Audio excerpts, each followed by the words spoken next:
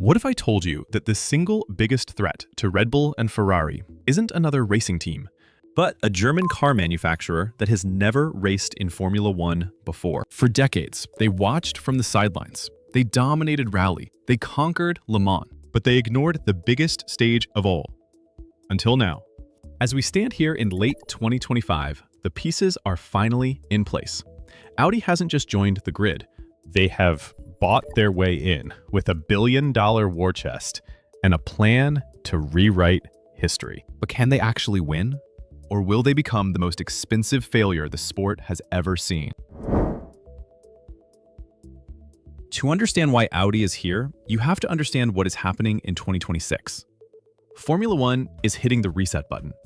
The cars you see today are changing completely. The new rules demand engines that use 100% sustainable fuel and generate 50% of their power from electricity. This is no longer just about raw speed. It is about efficiency. This rule change was the golden ticket Audi waited for. They didn't want to play catch-up with old technology. They wanted a fresh start where everyone begins at zero. By joining exactly when the rules change, Audi has a chance to leapfrog established giants like Mercedes and Ferrari. It is a gamble, but it is a calculated one. Audi didn't just start a team from scratch. That takes too long. Instead, they did something aggressive. They bought an existing team. In January 2025, Audi officially completed the 100% takeover of the Sauber Group. For years, this team raced as Alfa Romeo, and in 2025, we knew them as the Stake F1 team. But make no mistake, the Swiss team, based in Hinwil, is now German property. This move gave Audi instant infrastructure, a wind tunnel, a factory, and hundreds of experienced staff. They didn't have to build a factory.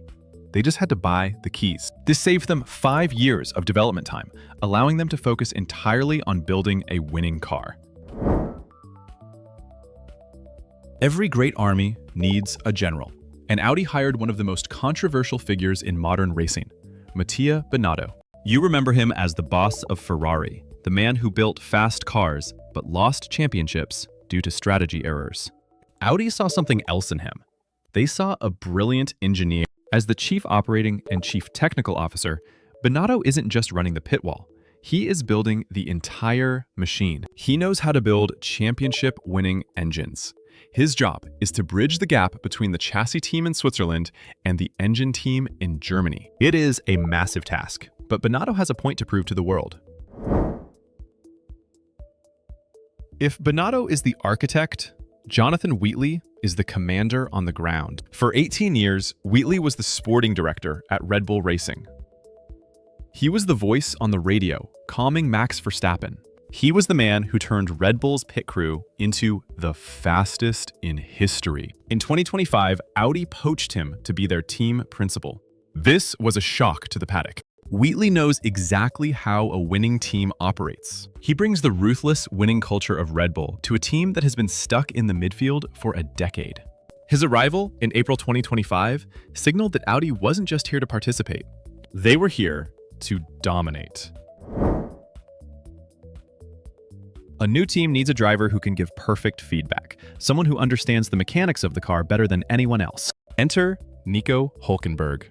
The German veteran has started over 200 races. He is famous for never scoring a podium, but that statistic misses the point. Nico is a development driver, a human sensor who can tell engineers exactly what the car is doing. Audi signed him early, knowing they needed his experience to develop the 2026 car. He spent the 2025 season driving the transition car, suffering through the difficult times, all to prepare for the moment the lights go out in 2026. He is the steady hand guiding the ship. Beside the veteran, you need a spark of pure speed. That is Gabriel Bortoleto. The young Brazilian set the junior categories on fire, winning Formula 3 and leading Formula 2. In late 2024, Audi made the bold call to sign him, putting him in the car for the 2025 season. He represents the future. While Nico develops the car, Gabriel is there to push it to the limit. We have seen flashes of brilliance from him. During his rookie season in 2025, he is hungry, he is fast, and he carries the hopes of Brazil on his shoulders. Audi is betting that by 2027 or 2028, this kid will be a world champion. The heart of the beast is being built in Nürburgring, Germany. This is a source of massive pride. For the first time in over a decade, a Formula One engine is being built on German soil. Mercedes builds their engines in England. Red Bull builds theirs in England.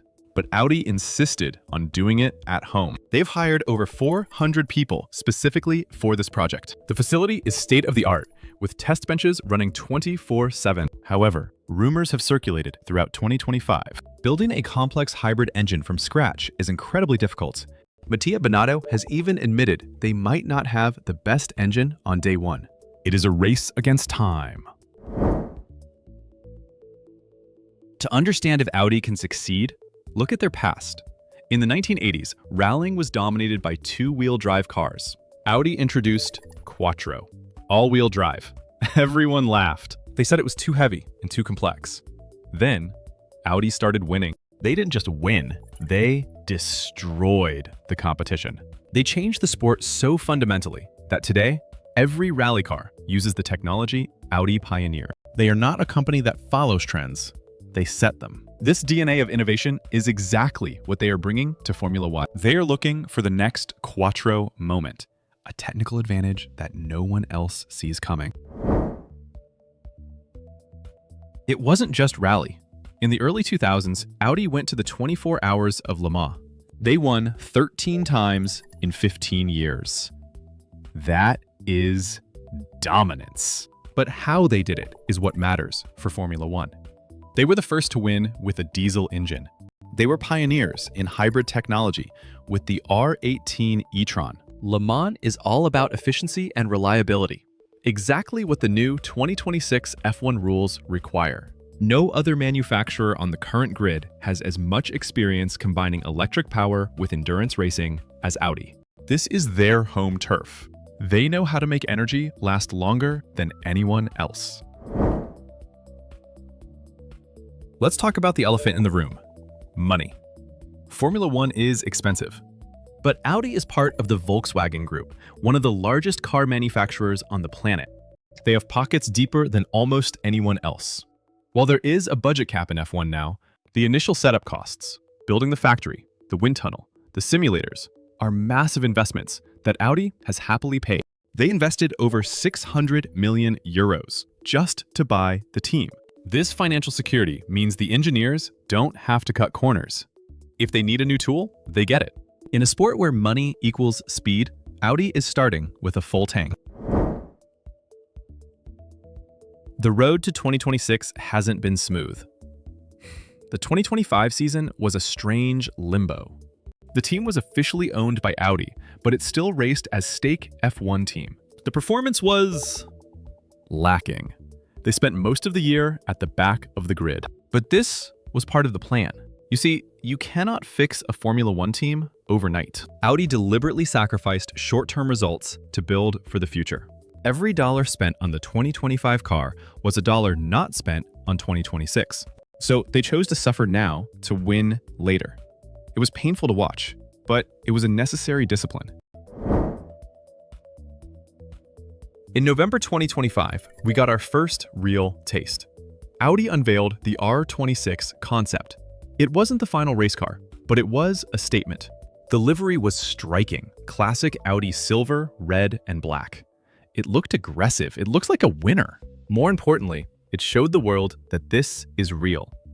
For years, Audi's entry was just paperwork and rumors. Seeing the car, even just a concept, made the paddock nervous. It was a physical warning to Mercedes and Red Bull. The rings are coming. The design philosophy is aerodynamic efficiency above all else, hinting at the monster engine they are trying to hide underneath. However, history is also full of warnings. Audi isn't the first giant to try this. In the 2000s, Toyota spent billions of dollars on Formula One.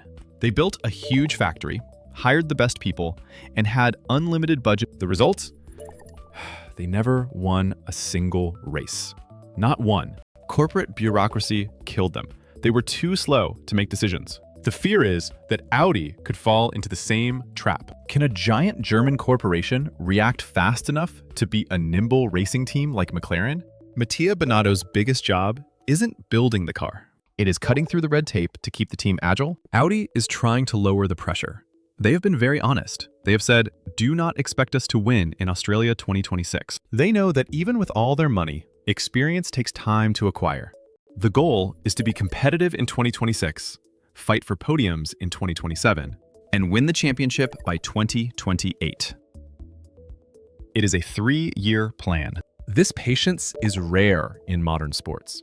Usually, sponsors demand instant success. But because Audi owns the team, they answer only to themselves.